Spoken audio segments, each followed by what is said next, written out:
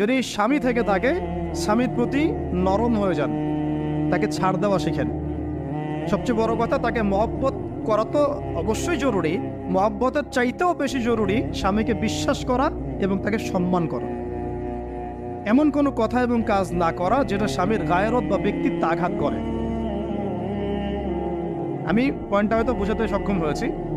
ভালোবাসা অনেক গুরুত্বপূর্ণ বিষয়, ঠিক আছে, কিন্তু ভালোবাসা শুধুমাত্র একমাত্র গুরুত্বপূর্ণ বিষয় নয়। আরও গুরুত্বপূর্ণ বিষয় হচ্ছে বিশ্বাস, সম্মান এবং আনুগত্য। বিশ্বাস, সম্মান এবং আনুগত্য। এখন বলতে পারেন যে আমার স্বামী আমাকে অন্যায় কাজে আদেশ করলে কি আমি আনুগত্য করব? কখনোই না। যখন স্বামী আপনাকে কুরআন সুন্নাহর দিকে আপনাকে ধাবিত করবেন, তখন আপনি তার আনুগত্য করতে বাধ্য, এবং এটা আপনার জান্নাতে যাওয়ার মাধ্যম বটে। এই হাদিসটা খুব ভালো করে মনে রাখতে হবে যে এই পৃথিবীতে কেউই আল্লাহ পাকের পরে সিজদা পাওয়ার যোগ্য না। এমনকি নবীদেরকেও আল্লাহ পাক সিজদা করতে বলেন নাই, কিন্তু সেই নবী আমাদেরকে কিন্তু বলেছিলেন যে যদি আল্লাহ পরে কাউকে আমি সিজদা করতে বলতাম, তাহলে আমি স্বামীদেরকে সিজদা করতে বলতাম। এটাকে তসলিমা নাসরিন স্টাইলে বুঝলে হবে না। ওরা এটাকে এভাবে নিবে যে ইসলাম মেয়েদেরকে দাসত্বের শৃঙ্খলা আবদ্ধ করতে চাচ্ছে, হ্যাঁ, আত্মস্বাধীনতা দিবে না ইত্যাদি। আমরা দেখব পরকালে আমি জান্নাতে যেতে পারছি কিনা। আল্লাহ পাকের হুকুমের চাইতে আমার কাছে কোনো যুক্তি বড় নয়। আল্লাহ পাকের হুকুমের চাইতে আমার কাছে কোনো যুক্তি, বিজ্ঞান, প্রযুক্তি এগুলো বড় মানদণ্ড নয়। শুধুমাত্র স্বামীর আনুগত্য, বিশ্বাস, সম্মানের বদৌলতে দেখা যায় যে পুরোটা জীবন এই বেচারা আপনার জন্য ঢেলে দিবে চাল। আর এই জায়গায় যদি দেখা যায় ঘাটতি থাকে, তখন কোনো কোনো ক্ষেত্রে ভালোবাসা যথেষ্ট হয়ে ওঠে না। এবং আপনারা জানেন এই শহরে ডিভোর্সের সংখ্যা দিন দিন বাড়ছে। কেন? এইগুলো মেজর কারণ আছে। হ্যাঁ, আমি বলছি না যে সব ছেলেই একেবারে পারফেক্ট, কখনোই না। ছেলেরাও যেমন সাহাবী না, মেয়েরাও সেরকম মহিলা সাহাবী না। কিন্তু সবর, আনুগত্য, নরম কোমলতার কোনো বিকল্প নাই। উভয় পক্ষের জন্যই নসিহতগুলো আর কি, স্বামীর জন্য এবং স্ত্রীর জন্য। আরেকটা বিষয় হচ্ছে যে স্বামীর পরিবার নিয়ে খোঁটা না দেওয়া, স্বামীর যে বাবা মা ভাই বোন এই ব্যাপারগুলো নিয়ে খোঁটা দেওয়া না দেওয়া বা খোঁচাখুচি না করা, এবং তার যে অবদান আপনার প্রতি এটাকে অস্বীকার না করা, কুফরি না করা। একটা হাদিসের মধ্যে নবী সাল্লাল্লাহু আলাইহি ওয়াসাল্লাম কিন্তু বলেছেন যে বেশিরভাগ নারীর জাহান্নামে যাওয়ার কারণ কি? সাহাবীরা জিজ্ঞাসা করেছিলেন, তিনি বলেছেন তারা কুফরি করে। কি কুফরি করে? তারা কি আল্লাহর সাথে কুফরি করে? নবীজি বলেছেন না, বরং তারা সারা জীবন স্বামীর যে দিয়ে যাওয়া যে স্যাক্রিফাইস বা অধিকার, এটাকে হঠাৎ করে অস্বীকার করে বসে, হঠাৎ কোনো একদিন অস্বীকার করে বসে। এটার কারণে দেখা যায় আল্লাহ পাক নারাজ হয়ে যান। আল্লাহ রাব্বুল আলামিন তো একজন ব্যভিচারী নারীকেও জান্নাত দিয়েছেন মাত্র কুকুরকে পানি পান করানোর কারণে। আবার একজন নারীকে বিড়াল বেঁধে রেখে কষ্ট দেওয়ার কারণে জাহান্নামে দিয়েছেন। তো জবান এমনই একটা কঠিন জিনিস, যেটাকে নিয়ন্ত্রণে না রাখলে আমাদের জন্য ক্ষতি হবে। আল্লাহ পাক আমাকে আপনাদের সবাইকে জবান হেফাজতে রাখার তৌফিক দান করুন। আর কিছু বিষয় হচ্ছে, কিছু শাসন সমাজে থাকে, মানে পরিবারের মধ্যে থাকে। এই শাসনগুলো কখনোই মেয়েদেরকে বিপথে নিয়ে যাওয়ার জন্য নয়, বরং যে আপনাকে মহব্বত করবে সেই আপনাকে শাসন করবে। যে আপনাকে মহব্বত করে সেই কিন্তু আপনাকে শাসন করবে। যার আপনার ব্যাপারে কোনো কেয়ার নাই সে কিন্তু আপনাকে শাসন করতে আসবে না।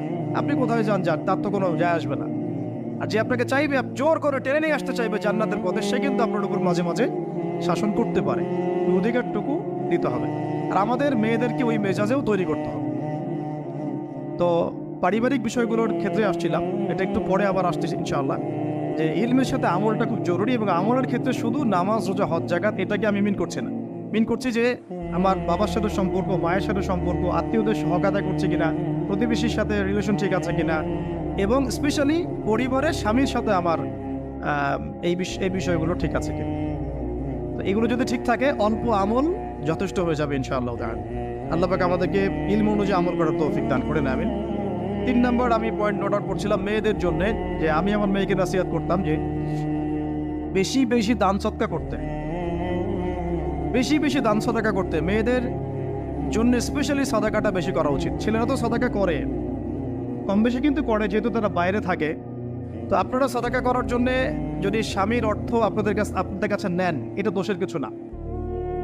চেয়ে নেওয়া, বলে নেওয়া, তাদের কাছ থেকে অর্থ নিয়ে সাদাকার একটা অংশ রাখা। দেখেন, আবু বকর রাদিয়াল্লাহু আনহুর নাম তো সবাই শুনেছেন। তিনি যখন খলিফা হয়েছিলেন, তখন তার স্ত্রী কিছু কিছু করে সম্পদ জমিয়ে রাখতেন, খাবার খাবার জমিয়ে রাখতেন। পরে একদিন ভালো একটা খাবার রান্না করে খাইয়েছেন ওই জমিয়ে রাখা খাবার থেকে। এখান থেকে একটা বিষয় বুঝতে পারলাম, সম্পদ সেভ করা শিখতে হবে। একদম আমার ইনকাম আছে বলে যে একদম পুরো 1 লাখ টাকা ঢেলে দিতে হবে মাসে, জরুরি না। 10,000 টাকা করে সেভ করার চেষ্টা করেন, হয়তো এই 10,000 টাকা একটা পরিবারের ভরণ পোষণের জন্য যথেষ্ট হয়ে যাবে। ওই সেভ করা টাকাটা যদি আমি কালকে দান করে দিই আল্লাহর রাস্তায় বা অন্য কোনো মানুষকে, তার 1 মাসের খরচ হয়ে যাবে, বিশাল একটা উপকার হবে। আমরা কিন্তু কিছু টাকা পাইলেই কসমেটিক্স, নতুন জুয়েলারি, ঠিক আছে, নতুন কি আসলো বাজারে, নতুন কসমেটিক্স আর কি, এইগুলোর দিকে বেশি ফোকাস করি। এখান থেকে টাকা একটু জমিয়ে আমরা যদি আল্লাহর পথে ব্যয় করার চিন্তা করি, পরিবারে বরকত আসবে। এই জন্য সম্পদকে মূল্যায়ন করা, রিজিক আল্লাহ পাক দিয়েছেন বলেই সব যে ঢেলে দিতে হবে, এটা ভালো না, এই কাজটা ঠিক না। আল্লাহ পাক আজকে আপনাকে হয়তো 1 কোটি টাকা দিয়েছেন, কালকে আল্লাহ না করুক 1,000 টাকার জন্য মানুষের কাছে হাত পাততে বাধ্য করতে পারেন আল্লাহ পাক। এমনও কিন্তু দিন আসতে পারে, দিন সবসময় সমান থাকে না। আজকে আপনার কাছে 1 কোটি টাকা আছে, কিছু মনে হচ্ছে না, কালকে কে জানে আল্লাহ না করুক যে 1,000 টাকা কারো কাছে চাইতে হচ্ছে, 1,000 টাকার জন্য ঠেকে গেছেন, হতে পারে না? রিজিককে মানুষ তাজিম না করলে রিজিক দূরে চলে যায়। দুটো বিষয় খেয়াল রাখবেন, দুটো বিষয়। এক হচ্ছে মাঝে মাঝে মনের মধ্যে কিছু আমল করার ইচ্ছা আসে না? মনে হলো যে আচ্ছা একটু 10টা আয়াত পড়ি, মনে হয় না মাঝে মাঝে এমন মনে হয় না? ওই সময় এই যে মনের মধ্যে যে এই ইরাদাটা জাগ্রত হওয়া, এটাকে আমরা বলি ওয়ারিদ। অন্য ভাষায় আপনি বলতে পারেন মেহমান। কি বলতে পারেন? এটা আল্লাহর পক্ষ থেকে আপনার কলবের মধ্যে মেহমান হিসেবে এসেছে। এখন আপনি যদি আমলটা করেন, সেই মেহমান বারবার আপনার কলবে আসবে। যদি আপনি ওই সময় আমলটা না করেন, মেহমান চলে যাবে, মেহমান অসম্মানিত হলে পরে আর আসবে না। একইভাবে রিজিক আল্লাহ পাক দিয়েছেন, এর তাজিম যদি করতে পারেন রিজিক বেশি আসবে। রিজিকের তাজিম সম্মান করতে না পারলে রিজিক আসবে না, বেশি কমে যাবে। উসমান রাদিয়াল্লাহু আনহু সবচেয়ে ধনী ছিলেন না? কেন জানেন? কেন? এটা কি জানেন কেন ধনী ছিলেন? একে তো তিনি প্রচুর দান সদকা করতেন, এটা তো আপনারা জানেনই। আরেকটা জিনিস অনেকে জানে না, তিনি উটের পিঠে বসেছিলেন, কিছু একটা খাচ্ছিলেন, এই 2-1টা দানা পড়ে গেছে নিচে। উটের পিঠ থেকে নেমেছেন, নেমে সেই দানা উঠিয়েছেন, পরিষ্কার করেছেন, ধুয়েছেন, আবার খেয়েছেন। তার এই 2-4টা দানার কোনো কিন্তু মানে পরোয়া না করলেও চলে, তার প্রচুর অর্থ সম্পদ আছে।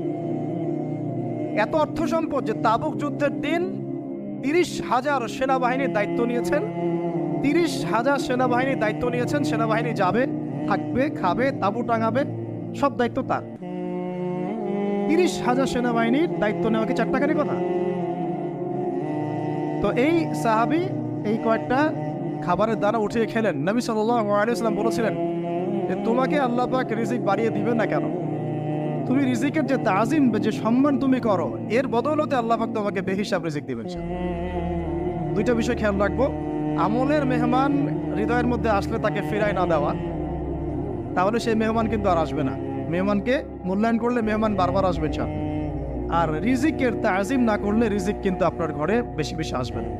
এমনি তো হারামের যুগ, এমনি সুদের যুগ, এমনি ঘুষের যুগ। অলমোস্ট এভরি ফ্যামিলি সুদখোর এখন, অলমোস্ট এভরি ফ্যামিলি। মেয়েরা স্পেশালি যারা শাশুড়ি টাইপের, আপনারা মাইন্ড করেন না, তাদের সাইকোলজি যে এতই নিচে নেমে গেছে এখন যে আমার মেয়ে জাহান্নামে যায় যাক, হ্যাঁ আমার মেয়ে জাহান্নামে যায় যাক, সমস্যা নাই, দুনিয়াতে সে যেন ভালো থাকে। এটা কেন বললাম? একটা সুদখোরের ঘরে তুলে দিতে সে দ্বিধাবোধ করতেছে না, একটা দুর্নীতিবাজের ঘরে তুলে দিতে দ্বিধাবোধ করতেছে না, একটা ঘুষখোরের ঘরে তুলতে দ্বিধাবোধ করতেছে না, একটা মানে কি বলবো মাদক সেবী, ড্রাগ এডিক্টেড বা এই যে আর কি বলবো ফাসেক জালেম, এই ধরনের ঘরে উঠাই দিতেও সে দ্বিধাবোধ করছে না। 5তলা বাড়ি চাই আমার মেয়ে 5তলা বাড়ি থেকে সুখে থাকবে। এই যে সুখের ডেফিনেশন এখানে দিয়েছেন আপনারা। এই জন্য কত হাজার হাজার মেয়ের জীবন নষ্ট করে দিয়েছেন আপনারা। আমার কথা মাইন্ড করে না, হাজার হাজার মেয়ের জীবন মায়েরা নষ্ট করে দিয়েছে শুধুমাত্র মেয়েদের দুনিয়াবি সুখ এর সংজ্ঞাটা বুঝতে ভুল করার কারণে। এর নাম যদি সুখী হইতো তাহলে অমুসলিমরা সুখী না কেন? পশ্চিমারা সুখী না কেন? ওরা আত্মহত্যা করে কেন? এভাবে মেয়েদের জীবন নষ্ট করেছেন। অথচ অল্প যদি হালাল রিজিকও হতো, আল্লাহ পাক তাকে বরকত দিতেন, সুখে থাকতো। আল্লাহ পাক আপনাদেরকে রিজিকের